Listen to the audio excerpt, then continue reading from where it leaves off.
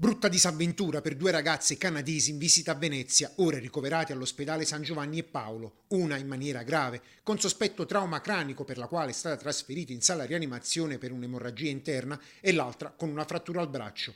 Le donne avevano conosciuto tre gondolieri e uno di questi le aveva invitate a fare un giro in barca. Solo che per l'alta velocità l'uomo ha perso il controllo dello scafo ed è andato a sbattere contro una briccola. Il giovane si era presentato al pronto soccorso riferendo di avere a bordo della propria barca due feriti vittime di un incidente navale, mentre lui si dava alla fuga. Le due canadesi di 30 e 21 anni in vacanza nella città lagunare, ai poliziotti intervenuti, hanno raccontato che il giorno prima avevano fatto amicizia con i tre giovani e avevano deciso di trascorrere la serata assieme a loro.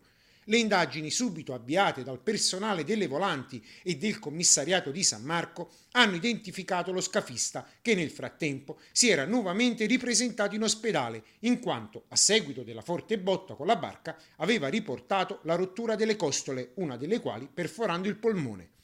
Il giovane in lacrime ha ammesso di fronte agli agenti le sue responsabilità, riferendo di aver lasciato l'imbarcazione presso l'isola di Sant'Erasmo.